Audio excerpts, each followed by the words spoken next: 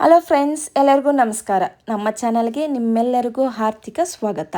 ಆರೋಗ್ಯಕ್ಕೂ ಒಳ್ಳೆಯದು, ತಿನ್ನೋದಕ್ಕೆ ಅಷ್ಟೇ ರುಚಿಯಾಗಿರೋ ಮುದ್ದೆ ಅಥವಾ ಅನ್ನಕ್ಕೆ ಬೆಸ್ಟ್ ಕಾಂಬಿನೇಷನ್ ಹುಡುಕುತ್ತಿದ್ದೀರಾ? ಹಾಗಾದರೆ ಇವತ್ತಿನ ವಿಡಿಯೋ ನಿಮಗಾಗಿ. ಇವತ್ತು ನಾನು ಅಪ್ಪಟ ಹಳ್ಳಿಯ ಸ್ಟೈಲ್ನಲ್ಲಿ ತುಂಬಾ ರುಚಿಕರವಾದ ಸೊಪ್ಪಿನ ಚಟ್ನಿ ಅಲ್ಲ, ನಾನು ಪಾಲಕ್ಕಿನ ಚಟ್ನಿ ಯಾವ ಥರ ಮಾಡೋದು ಅಂತ ನಾನು ಇವತ್ತಿನ ವಿಡಿಯೋದಲ್ಲಿ ನಾನು ತಿಳಿಸ್ಕೊಡ್ತೀನಿ. ಮೊದಲಿಗೆ ನಾನು ಒಂದು ಪ್ರೆಷರ್ ಕುಕ್ಕರ್ನ ತೊಗೊಂಡಿದ್ದೀನಿ. ಪಾಲಕ್ಕಿನ ಸೊಪ್ಪು ನೀಟಾಗಿ ತೊಳ್ಕೊಂಡಿದ್ದೀನಿ. ಒಂದು 10 ಮಿನಿಟ್ಸ್ ಬಿಫೋರೇ ಎಲ್ಲ ನೀಟಾಗಿ ತೊಳೆದು ನಾನು ಕುಕ್ಕರಲ್ಲಿ ಹಾಕ್ಕೊಂಡಿದ್ದೀನಿ. 2 ಟೊಮೊಟೊನ ಕಟ್ ಮಾಡಿಕೊಂಡು ಹಾಕ್ಕೊಂಡಿದ್ದೀನಿ. ಹಾಗೆ ಬೆಳ್ಳುಳ್ಳಿ ಒಂದು 10ರಿಂದ 15 ಬೆಳ್ಳುಳ್ಳಿ ಸಿಪ್ಪೆ ಸಮೇತ ತೆಗೆದು ಹಾಕ್ಕೊಂಡಿದ್ದೀನಿ. ಹಾಗೆ 7ರಿಂದ 8 ಹಸಿಮೆಣಸಿನ್ಕಾಯಿ, ನೀವು ಖಾರಕ್ಕೆ ಎಷ್ಟು ಬೇಕೋ ಅಷ್ಟು ನೋಡ್ಕೊಂಡು ಹಾಕ್ಕೊಳ್ಳಿ.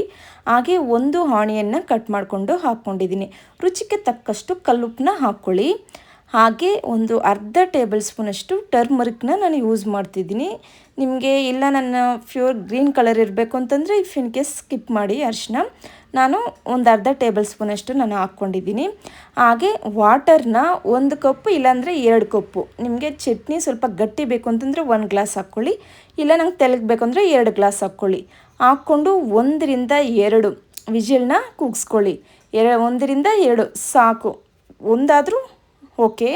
ನೋಡಿ, ನಾನು 1 ವಿಜಿಲ್ನ ಕೂಗಿಸ್ಕೊಂಡಿದ್ದೀನಿ. ನೋಡಿ, ಈ ಥರ ಬಂದಿದೆ. ಈ ಥರ ಬೇಯಿಸ್ಕೋಬೇಕು. ಈ ಥರ ಬೇಯಿಸ್ಕೊಂಡಿದ್ದಾದಮೇಲೆ ಅದು ಸೊಪ್ಪನ್ನು ಆಚೆ ತೆಗೆದು ಪ್ಲೇಟಲ್ಲಿ ಒಂದು ಪ್ಲೇಟಿಗೆ ಸರ್ವ್ ಮಾಡ್ಕೊಳ್ಳಿ. ಬಿಸಿ ಎಲ್ಲ ಹೋಗಬೇಕು, ಆ ಥರ ತಣ್ಣಗೆ ಆರಿಸ್ಕೋಬೇಕಾಗುತ್ತೆ. ನೋಡಿ, ನಾನು ಪ್ಲೇಟ್ಗೆ ಹಾಕಿ ಈ ಥರ ನಾನು ಆರಿಸ್ಕೊಂಡು ನಾನು ಮಿಕ್ಸಿಗೆ ಹಾಕ್ಕೋತಿದ್ದೀನಿ. ಮೊದಲಿಗೆ ಹಸಿ ಕೊಬ್ಬರಿನ ತೊಗೊಂಡಿದ್ದೀನಿ.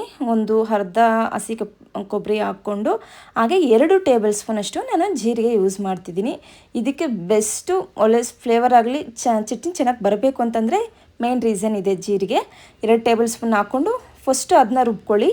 ಇದನ್ನು ಮಿಕ್ಸಿಗೆ ಮತ್ತು ನಾವು ಆರಿಸ್ಕೊಂಡಿದ್ದಲ್ವಾ ಇದು 2 ಹಾಕ್ಕೊಂಡು ಈಗ ಒಗ್ಗರಣೆಗೆ, ಸಾರಿ ಗೈಸ್, ನಾನು ಒಗ್ಗರಣೆ ಆಗೋದು ವಿಡಿಯೋ ಅದು ರೆಕಾರ್ಡ್ ಆಗಿಲ್ಲ, ಅದಕ್ಕೆ ನಾನು ಡೈರೆಕ್ಟಾಗಿ ತೋರಿಸ್ತಿದ್ದೀನಿ.